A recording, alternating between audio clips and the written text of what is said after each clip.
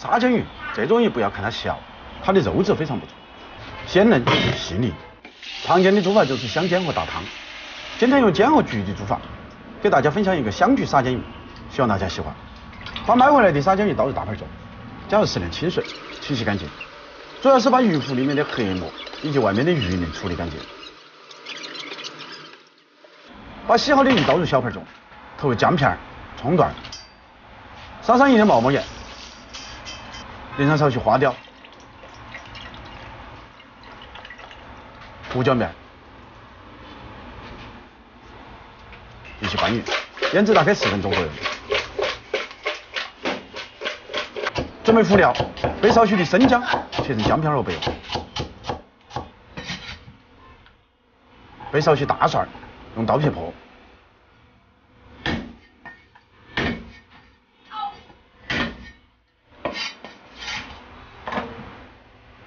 香葱1小把，切成小段和备用；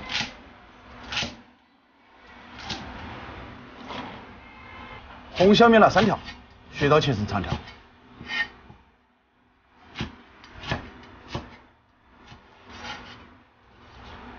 再备1把香葱，切成长段后备用。好，起锅，烧热，锅中下油，滑锅后倒出来。这时先把锅炙一遍，重新起锅，下油，撒上少许盐，可以防止粘锅。把鱼放入锅中，煎至两面金黄。煎鱼不粘锅的一个技巧就是火不能太小了，火小了锅的温度就不够，不能很快在鱼肉表面形成焦化，就可能导致粘锅。所以鱼下锅之前，锅的温度一定要够高。鱼下锅后一定要用大火，保持锅的表面温度。等能够轻易滑动了，就可以用小火了，慢慢把鱼肉煎透、煎熟。鱼煎好了就换砂锅，烧热后下油，把姜蒜倒入锅中。稍稍爆一下，爆出香味来。把葱段投入锅中，铺平。把煎好的鱼倒回来，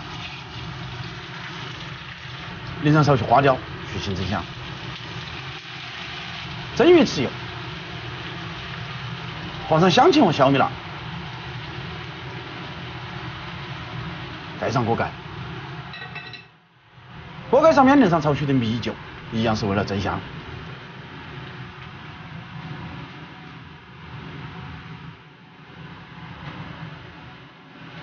中大火焗个3分钟，就差不多可以了。好，出锅。